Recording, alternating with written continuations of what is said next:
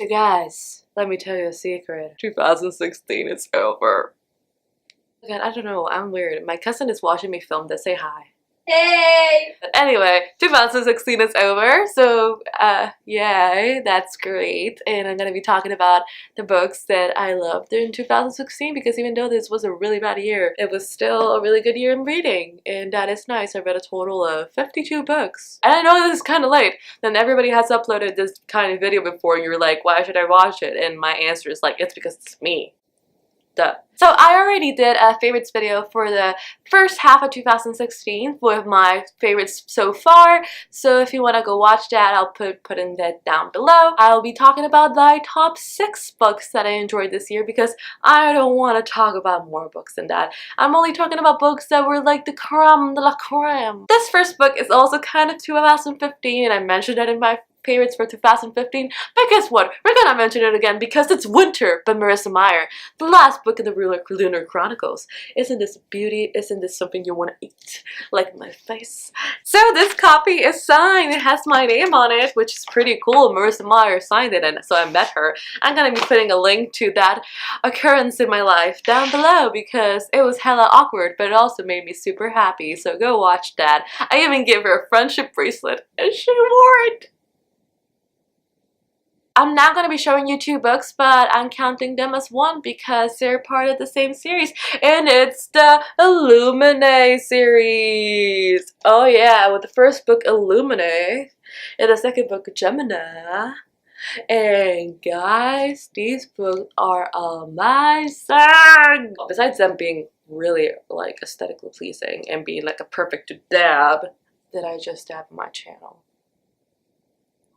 So these are sci-fi books that tell a story about a space war and this whole company conspiracy. And the first book is Illuminate. It tells a story about this planet invasion, how the survivors of this invasion flee in a spaceship, and there's this whole thing going on. Everything is so messed up.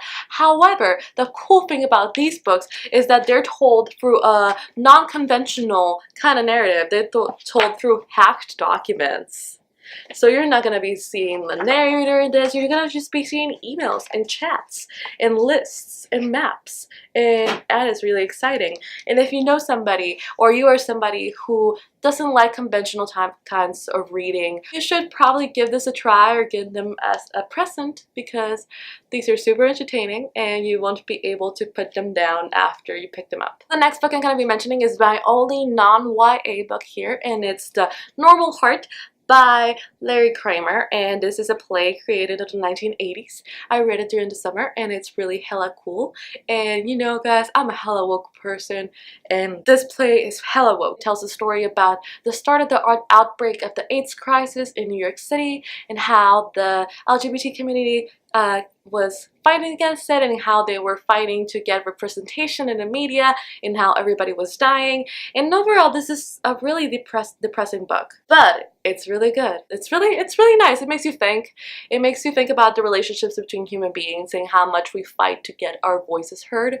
So if you want to read something that's short and that deals with kind of serious issues and you want to be like, hey, I read an adult book, I am smart, read this one. So the book that absolutely killed me last year, I was bawling on the floor of my bathroom at 3 a.m. was this book, All the Bright Places by Jennifer Nevin. So this book came out in 2015. So this book tells a story about these 2 teenagers, Theodore and Violet, and how they are in some really low points of their lives. Theodore has some really big mental problems and Violet just lost her sister, and they're both considering bad things about their life like suicide and stuff, and they meet and they go on adventures and they change each other's lives.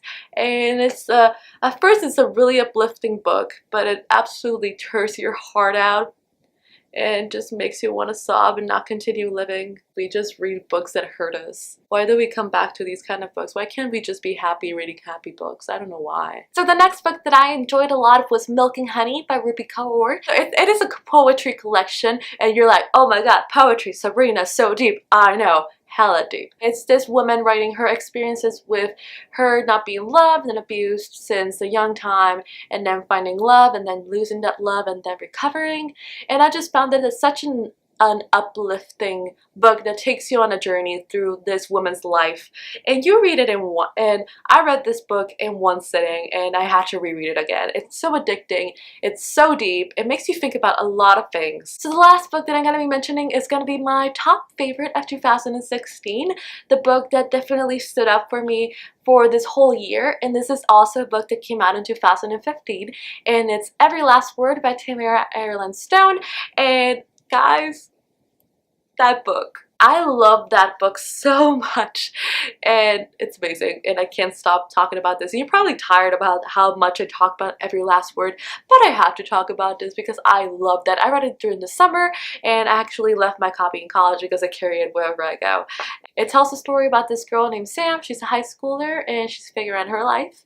She's having normal teenage problems, but also she has purely obsessive compulsive disorder. And besides the fact that this book talks about mental illnesses and, you know, that gay diversity, it talks about the mental illness that I have, and it related so much to that book and to so much, and it just touched me in so many right places.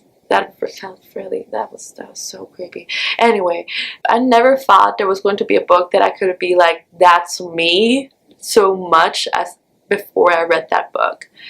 In the story, Sam learns to cope with her mental illness by writing poetry and making new friends, and I just found it really inspiring, and I really want everybody to read it because I think that's a book that if you want to understand me, just read that book and you'll get me. I mean, not totally because I'm crazy, but it makes me feel better, it makes me feel less alone, it makes me feel understood, and it made me realize how important it is to have a diversity in YA, in the literature, and in media, because you want to feel yourself identified, and you want to feel yourself that your voice and your stories in there, and that's why I loved Every Last Word so much, and I will be forever thankful for Tamara Ireland Stone for writing that book and researching and making that book so accurate and respectful and uplifting and inspiring. So those were my top 6 for 2016. Look at this face. Look at this hair flip. Thank you so much for watching. Don't forget to like, share, and subscribe, because if you're watching to see and subscribe, I will find you